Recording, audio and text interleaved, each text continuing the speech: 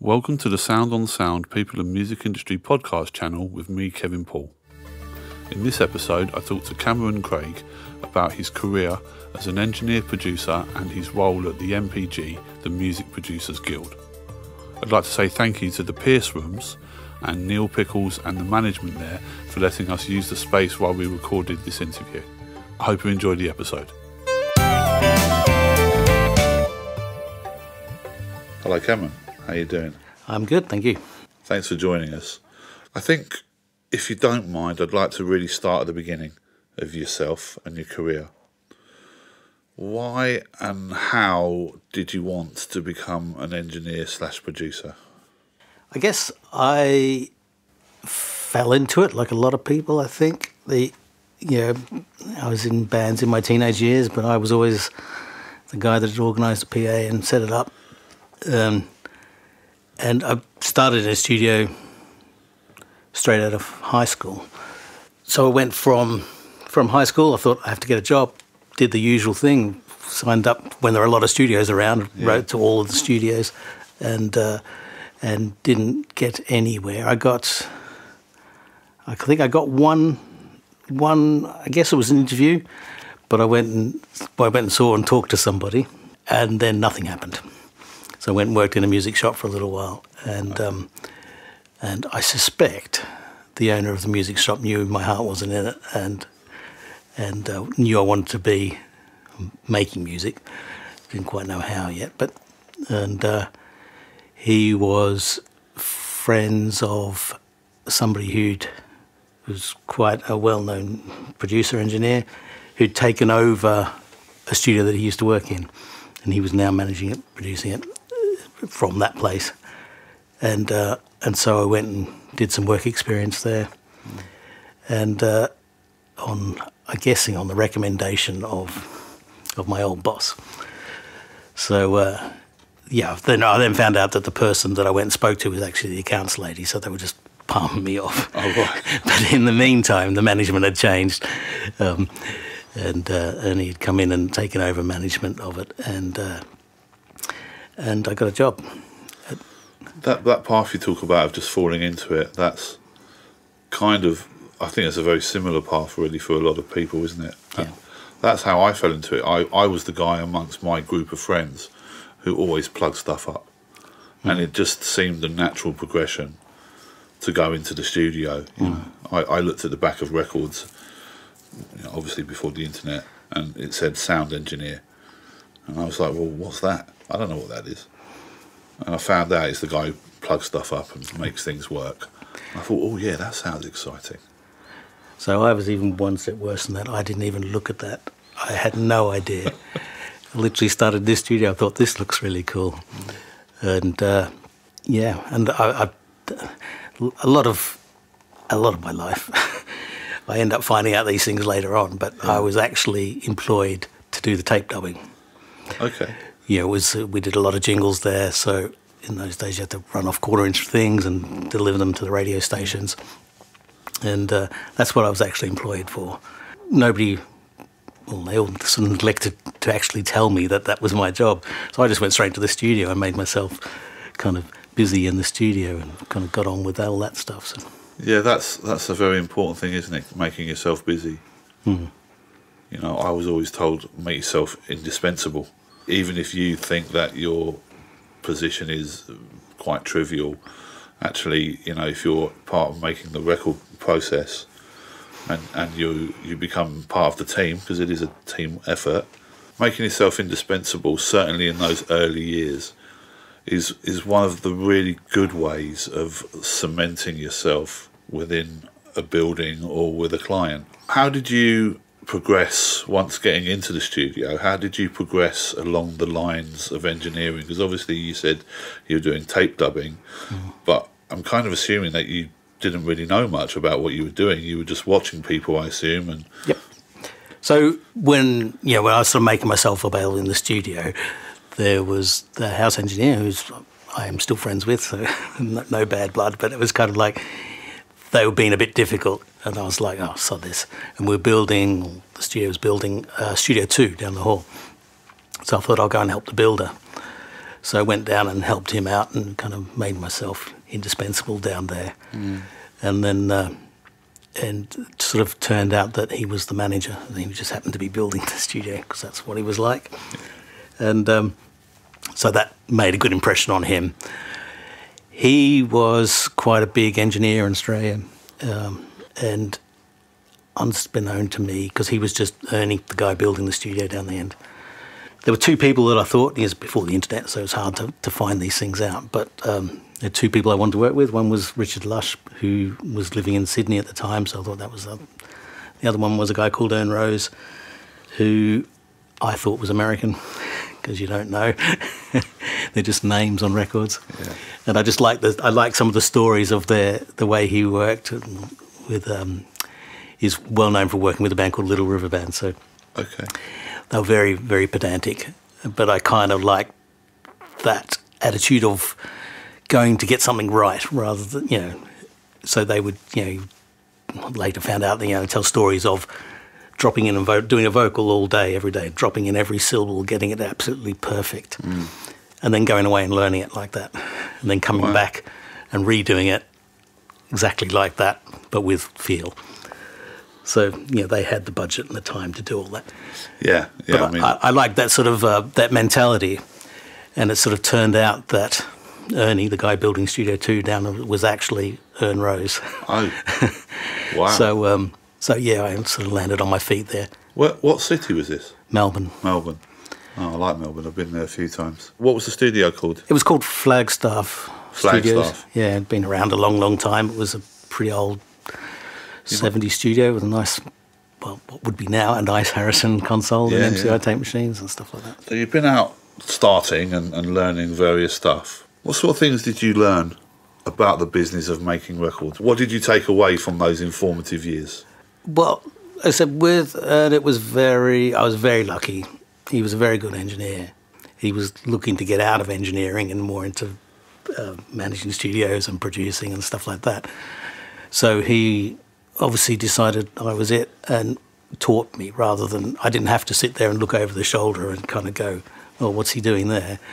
He actually would sit there and go, here, see, this is out of phase. See, hear the difference?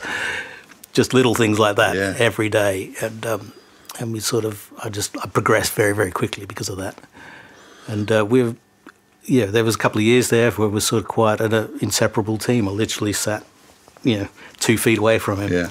And got to the point where, because he was managing the studio as well, somebody would come to the door and be like, oh, you got a phone call. And he'd just get up and walk out. And I'd just straight in the chair to the point where the artist would look up and it'd be somebody different there, kind of like. So, did you find that scary? No, see, that was, I guess, the arrogance of youth. It just felt very natural. And we just carried on like that for a few years. And then the studio was bought out by a bigger studio. Right. To get him back. So, and that wasn't quite as nice. So I ended up going freelance very young, I'm at 22, 23, which is... Still in Australia? Still in Australia. Yeah. Which back then was very unusual to be freelance at that age. So even when I first started, studios had engineers assigned to the studio. You had 1 or 2 engineers, a chief engineer, and that's where people like me as an assistant would learn the ropes, that out of phase thing. Mm-hmm. You'd be learning that all day, every day, just by sitting next to your compadres. Yeah. And being shown how the people who want to get into industry have to go to colleges and are taught all of that. And I think that's one of the very downsides. I mean, colleges are great. We'll speak about that maybe a bit later. But colleges are great. But that in the field, real world experience, I think for me it's getting harder and harder to learn that stuff. Like, I think, for me, my first very early solo sessions, if you like, were, 6 months earlier. I didn't even know what an engineer was. Here I am doing a session with some very good players. And I literally just mimicked the button. I had no idea what the buttons did, but I knew that they had to go there to do this and they had to go there to do that. Yeah. And that was it. That's how you're thrown into the deep end like that. And you learn pretty quick. So. Yeah, you sink or swim. Yeah. How do you define the roles of engineer and producer, in your opinion? They used to be quite defined. I think they're getting blurrier and blurrier as things go on, and into the engineer, producer, writer roles are all sort of blurring into one sort of mass. For the people listening who want to maybe go into the industry, the studio, when I say the industry, I don't mean necessarily the music industry, I mean the studio industry, the making music industry, which I feel has been neglected quite a lot in the last 5 years, maybe even 10 years. Yeah, 10 I'd say, yeah. You know, where people outside of that industry have, through things like technology and monetary reasons, have wondered if and why that studio engineer, producer, writer, what are they there for? For me, there was always quite a distinct role between the engineer and the producer. Engineer took care of how things work, producer took care of how things were creative and the direction of a project. Let's maybe just go straight into that blurriness of that. What do you think's caused that? I guess, yeah, the advent of home recording, really, like, because when I started, there was very, very little. It was 4 tracks or whatever. So you did go into a proper studio, even if you were a young band, and yeah, I said the arrogance, but like there was, if you're a band and walked into a studio, you just go, oh my God, I don't know what that is. Yeah, it's kind of, whereas now everyone knows what it is and they kind of know how it works and things like that. So if they're not getting what they want, they can, it's not that big a step to jump in and do it yourself. So. Yeah, you can just go on the internet. Yeah. Coming to England was very different. Back in Australia, I was very formalised, very traditionally trained, all that. So I think you probably came up with a similar background. So I did everything properly and everything correctly. Yeah. And I could do that. I could do that with my eyes closed. But I started working in a little studio just down the road here called Chiswick Reach. Oh, yeah. Which was it was Valve. It was the quirkiest place you could ever go into. And none of those techniques that I learnt were relevant. Right. Or even, they just didn't work. So you'd set it up normally and just go, oh my God, that sounds horrible. You had to really think out of the box and just push yourself to be kind of creative and try and come up with different things. And I was very lucky in those early days at Chiswick Reach is where I met James Lavelle, who was actually up for things being quite different sounding. James Lavelle is a big influence on me. So I met James doing remixes, and what became the beginning of a band called South's record.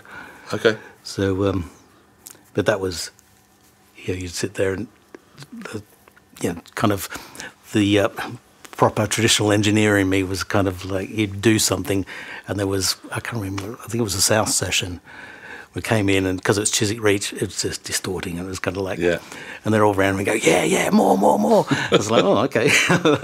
So it just shifted mindset of like, oh, no, that's what they kind of want. They want that excitement and things like that. So it was a Valve studio, and it was all old gear. Yeah. There was a dawning on him that he didn't have to sample things. Okay. He said, I didn't think people could get those sounds anymore. So I used the knowledge that I had with the gear that we had to then, recreate that sound without it being, we weren't copying anything. We were making new versions, but with the sonic texture of what he was used to hearing coming off records. Yeah, because Chiswick Reach used to also make equipment, didn't they? Yep, and they became Thermionic Culture. So. That's right, yeah. What made you decide to come to the UK? I'd had a bit of success in Australia. So, I had a lot of time to reflect on this when I got here because I didn't work for 12 months when I first got here. Right. And just looking back, I'd worked on probably, I don't know, half a dozen multi-platinum records. Yeah. Not as the sole engineer, but involved in those records. So fairly successful. So, yeah you would think. You'd think. Yeah. So, I guess that's... I had the arrogance knocked out of me coming here and not working for a year. But right. I was a bit like, I deserve better than this. and there was a hierarchy in Australia. Okay. And I didn't see that changing. So without something drastic happening, and I just couldn't see anything drastic happening out there, so I decided I wanted to move to America.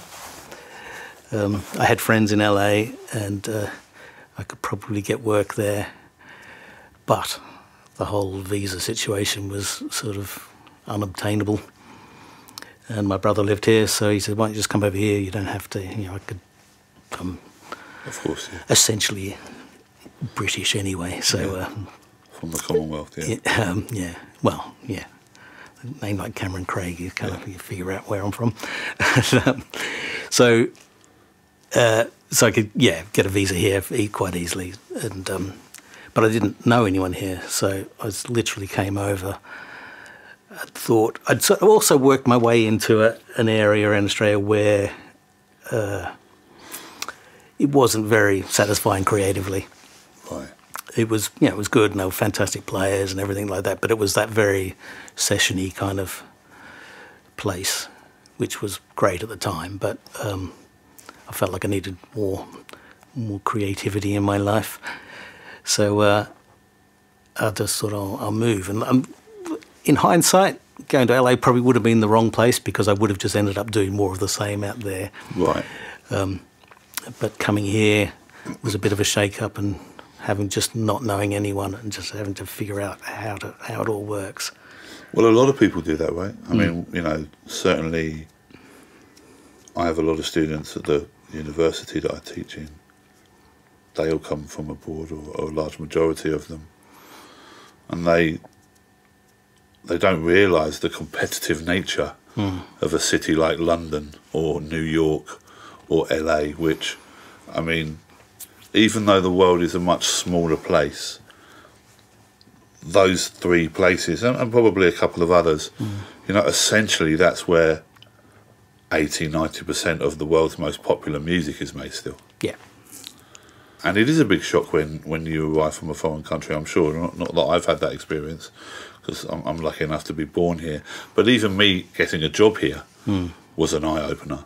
That competitive nature of having to continually put yourself about, show willing, work for free, maybe in some cases. I think that still exists today. I think it's even worse. Probably worse today. Because, universities and colleges are producing 30, 40, 50 engineers every year. Yeah. And there's hundreds of universities around London and New York and stuff. It must have been quite disheartening coming here, or was there that steely determination and, like you said it a couple of times, arrogance to push yourself to the front of the queue, as it were?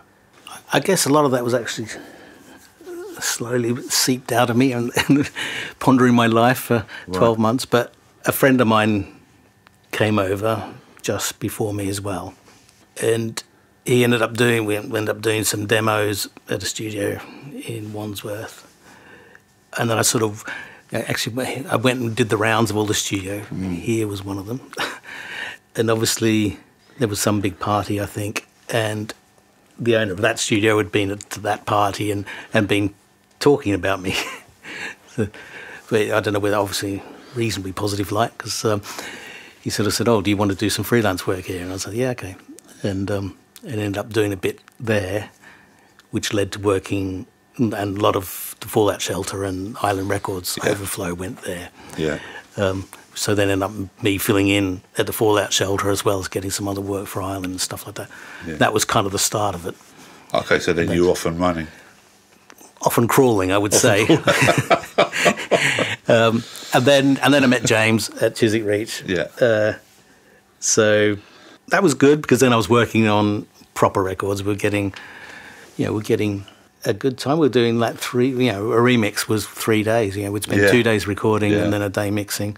And I got to try out all the good studios. So we'd spend 2 days recording at Chiswick Reach, and then I'd go and try and mix at Metropolis, or try and mix at Strong Room, or I got to try out all these studios I'd been around to have a look at. Yeah, it's such a different time, isn't it? Yeah. Compared to now. We talked about the roles of engineer, producer, writer. How do you think that sort of changed, and why? Technology has put, all the accessibility to technology has put all the tools for everybody in everyone's hands. Yeah. So now a writer can record themselves and do all those things. Somebody who's engineering, can hopefully do a bit of writing as well.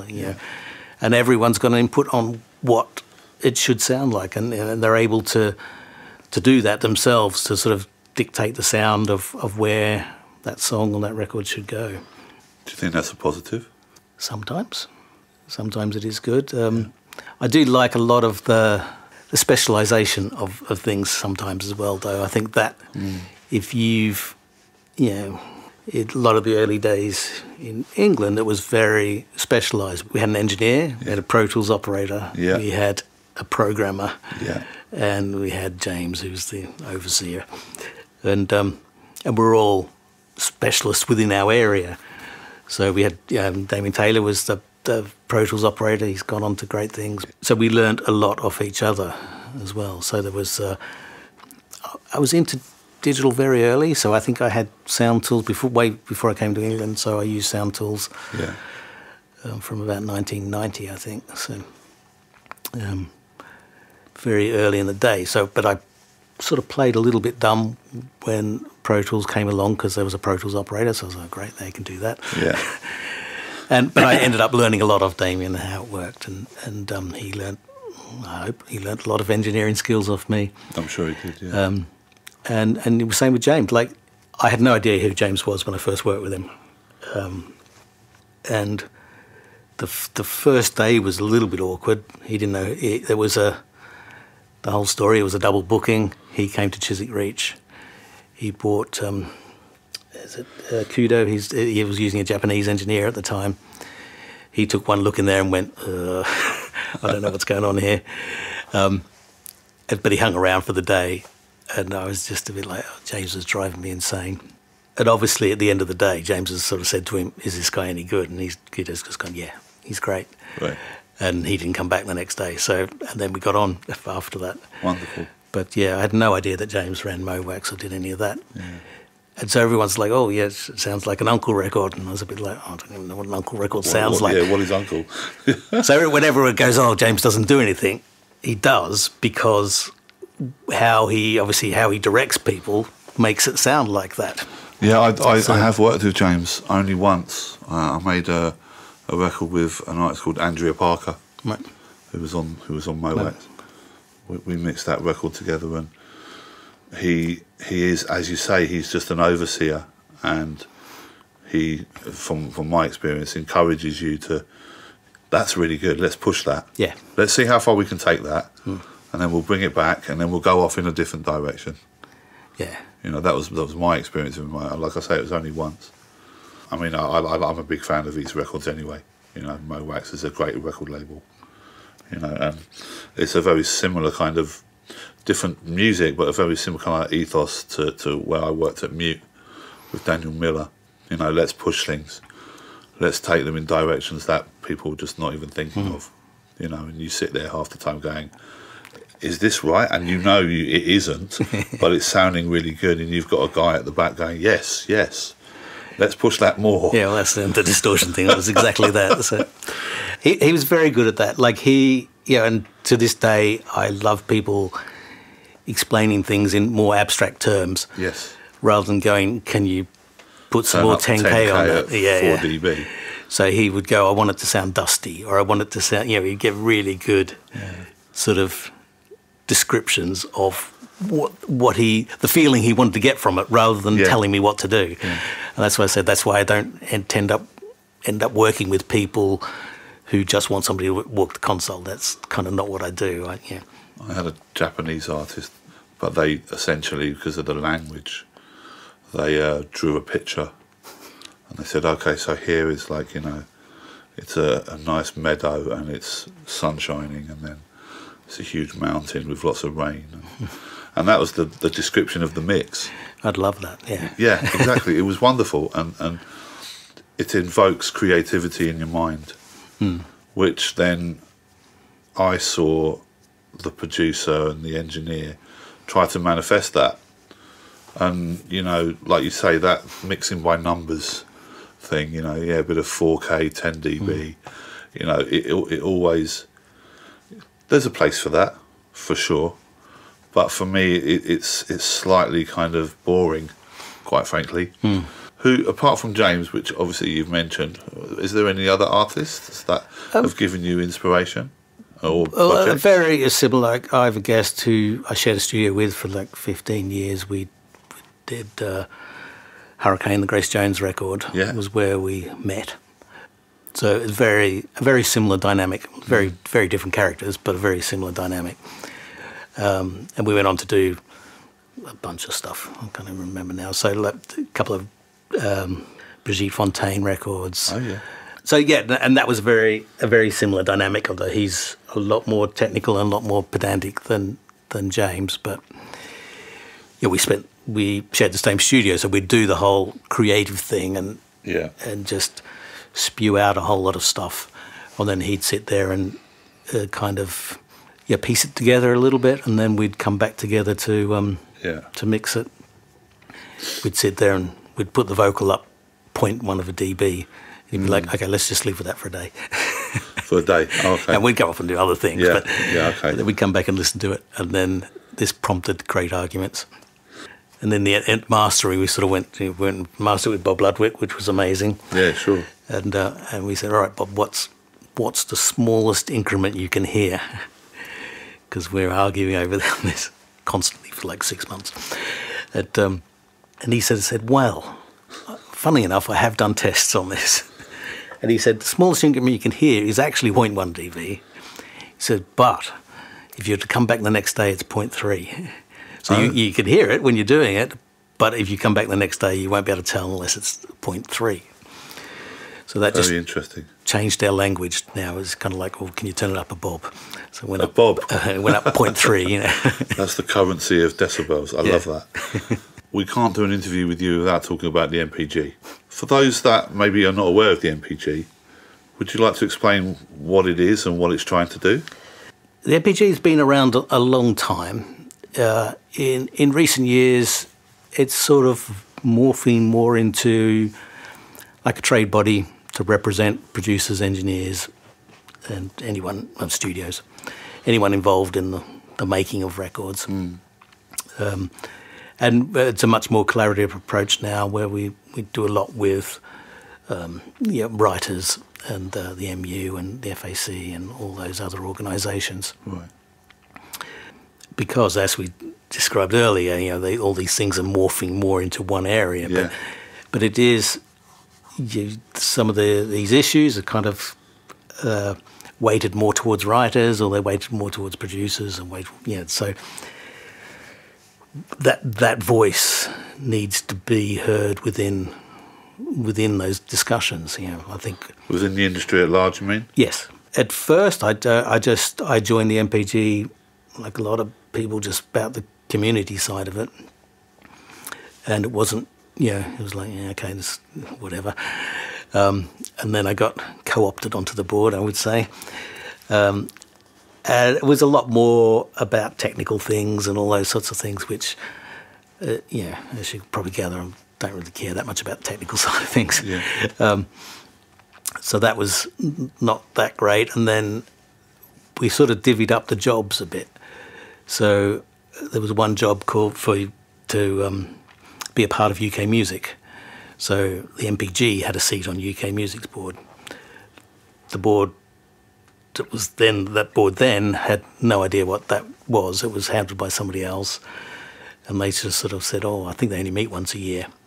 And I said, "Okay, I'll do that one then. That sounds easy." Okay. How wrong was I? So, and what did you do there? So I was sitting on that board, and this is like, I've barely been in an office, let alone a boardroom, and this is all the big organisations of the music business. These are the CEOs of, PPL, PRS, right. The BPI, all those big organisations. Wow, okay. And I think for the first 12 months, it was literally sitting there going, and the producers, little me down the end here, kind of, don't forget about us. It's like, oh yeah. And then after a while, people started then including producers in these discussions. Right. And then and that's sort of grown and grown and grown. So, and with this current version of the board, it's very, very active. in a lot of the lobbying side of things. So, we're sitting there in meetings with the government, trying to get a fairer deal on streaming and transparency and metadata and all those sorts of things. Well, the big discussion at the moment is the AI. Copyright changes. Oh, I thought I might get through today without talking about AI. Very vaguely, and we don't have to go into it too much because I'm pretty sure, unless you're actually living in a studio and not coming out and seeing daylight, that you must be aware of it. Yes. Like I say, not a day has gone by in the last 12 months where I haven't talked about AI. So we don't necessarily have to go through everything, but just, again, for people who aren't aware, what's happening there? One thing that we've been lobbying for, as have the other organisation, is consent. Yes. We're not Luddites. We don't want, I just keep saying we use AI every day in our jobs. Yeah. I'm helping develop some tools in AI. It's not like we don't know what it is, but we need, especially for generative AI, we need consent. We need individual consent, not label consent. So one of the disconnects for us is the labels feel, because you signed a contract with them, that they have consent. So if they sell their catalogue to an AI company, they have the right your consent to do that, which they don't, because that's not what the AI companies are buying. They're buying the knowledge that created that product, not the product. Yeah. So even though they're actually using the product, but like I said, it's complicated. So we're just pushing for consent. It got like individual opt-in rather than opt-out as well, because opt-out is a bit like whack-a-mole. It'd be like every startup that got to do an AI thing you'd have to opt out of, and that's just kind of impossible. From what I can gather, the government seems very reluctant to allow the opt-in option rather than just have, you've got to opt out of it, because like you say, if you're opting out of hundreds, if not thousands of companies, it's an administrative nightmare.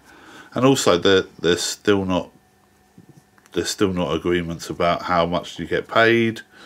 How's my or your work going to be exploited? It's quite worrying, I think, actually, for creatives. And it's not just the music industry, is it? No, it's not just. It's actually a little bit complicated for the music industry, but for, say, the authors, it's actually pretty straightforward. And they've already started, a lot of the big publishers have already started asking their authors whether they want in or not. Right. So, but just getting some, that's where transparency comes in as well. It's kind of, how do we know whether they've used that or not? We kind of...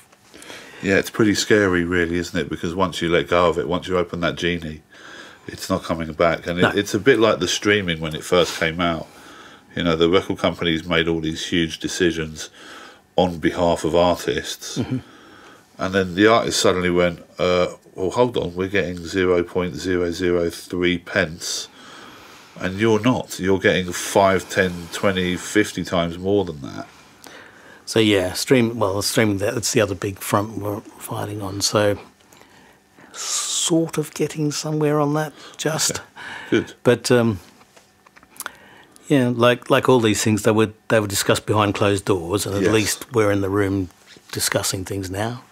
And without giving too much away. And that's one part of the MPG. Yes. What's the part of the MPG when it comes to, I don't know, let's say me as an individual? How do you support people like me? There's a lot of education and a lot of events. We've just opened up a partner scheme now, so as those partners come on, they're going to want events to make what they do sort of visible to our members. Yeah. So it's good, great. At this early juncture, it's a lot of work for us. Yeah, of course. But I think it will enable us to put on people to put on these events. So then we can just say yes, make this event happen.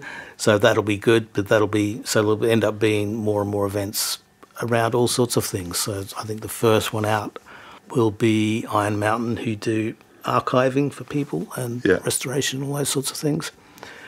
sound royalties, which are a company that will lend you money against your royalty streams. So the catalogue remains yours, Okay. but they'll basically use your royalty stream as a guarantee against the loan. Oh, okay, I see. So, yeah, especially for the more successful ones who've got decent royalty streams, then that'll be a useful, say you want to build a studio, you just need some money up front, they'll do that. They'll do it against the royalty stream. So. Okay, that's quite interesting. Yeah. And a few other, like a Big Star, which is a business partner, your business management company.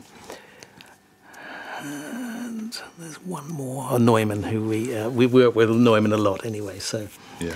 And how would you like to see the MPG grow? Where's it going to go in 5 years' time? I'd just like to see it grow. It'll grow, and we'll be able to deal with more areas. At the moment, the six of us are spread quite thin. We're doing a lot of work with studios. That's the other big one, if we can get that through. So that's looking to get studios classified into the entertainment world, if you like. So they will eat, like a grassroots venue equivalent. Yeah. So they'll then automatically get a 40% discount on their business rates, which for a lot of studios will be life-changing. So that's one thing. Also working on a tax incentive along the lines of the film tax incentive, but for music. So you're lobbying for these positions? Yeah. So we're in there. Actively with the government and the departments? So the business rate one, we've actually been in talks with the Treasury about that, so that's getting closer. The tax incentive one is I've been working on that one for years. Right. And it's sort of, it's come along and then bubbles burst, and then it's sort of, we're picking it back up again now, and that's sort of getting somewhere because we've got the independent labels a bit more on side now, so they've seen value in it now. So rather than just it's hard for like a little labels. They just think, the overhead of it's not going to save us any money. We're not making money anyway, so that's not going to help us. Yeah, and the taxman doesn't like to give away that money so easily. He doesn't give away anything. If you think the tax incentive for every pound that they give us an incentive, they get 17 back. Okay, wow. So they don't give away anything. No, it's whether they're going to get value for money with what they're buying, basically. So. One final question, or maybe a few more after that. What advice have you got for newcomers coming into the industry? And again, I say, for me, when I say the industry, I mean engineers, producers, and writers. What advice would you give to them? It's hard. It is a hard life, and it's a hard business. But it's also, I just constantly finding myself in situations where, at the time you don't even think anything of it, and you look back and you think, oh my God, that was actually quite a situation I was in. Right. In a good way. So it does have its moments, and it just I don't know. Like I really like this is a lot. We talk about this a lot at the MPG because Matt's the youngest and he's 30 and he's a bit like, I wouldn't know how to get into the industry nowadays. Yeah, I mean, I guess it's probably the question I get asked the most from students. How do you get into the industry? And inevitably I say, you just got to be determined. Be great, be determined, and talk to as many people as possible. You've got to talk to a lot of people because, it's the sort of merchandise thing, isn't it? If you put out 1,000, you might get 10 people buy something. Yeah. If you've got 1,000 people, you might get 10 people. So you've got to talk to those 1,000 people to have 10 people that might be interested in working with you. Sure. And also, it's one of those industries where you don't get a job, you've got to make a job. So you've got to go out and make yourself available and indispensable and all those sorts of things. Yeah, like we said at the start, make yourself indispensable, I think. We don't have the structure of the traditional studio anymore for that, but if you're out there and making yourself indispensable to a band that needs you, then one of those bands eventually will lead somewhere. So obviously with institutions like the MPG, which offer events and occasions to meet people, this is where you have to be, I guess, active in your determination to seek out those opportunities. Yeah. And like it's not like matchmaking doesn't really work. You just got to put yourself, like we have big gatherings, probably 3 or 4 times a year, and it's a lot of people. And if you're there and you're talking to a lot of people, the chances are you're going to end up doing something. It's when, even the awards show, I said most of the business is done in the drinks prior. And then the awards happen and everyone's drunk by the end of it. But that hour and a half, 2 hours beforehand is very rich pickings for networking and just finding people that you might work with or collaborate with. Or the same with the summer parties and even the events. Like we did some Dolby events at Metropolis, and they were great. And then one of the guys just was there, and he met us, and he said, "This is amazing." He's just like, "I wish I had known about this 10 years ago." And he's gone on. He's now quite a big Atmos mixer because he's like he just saw that and went, "Oh, I know how to do this now. I can do this." And then he met enough people at that thing to have a client base baked in, and somebody he could talk to when he was having problems as well. So. Yeah, that's good advice there, I think. That's good advice. Cameron, thank you very much for taking the time to speak to me. Once again, thank you to the Pierce Rooms and to Neil and to the management here. It's a great institution, the MPG, and I've watched it grow over the years, and it's fantastic to see a body representing us, because for a long time we've needed that, I think. So, once again, thanks for the interview and good luck with the MPG. Thank you. Thank you for listening, and be sure to check out the show notes page for this episode, where you'll find further information along with web links and details of all our other episodes. And just before you go, let me point you to the Sound on Sound /podcasts website page, where you can explore what's playing on our other channels. This has been a Mixbus production by me, Kevin Paul, for Sound on Sound.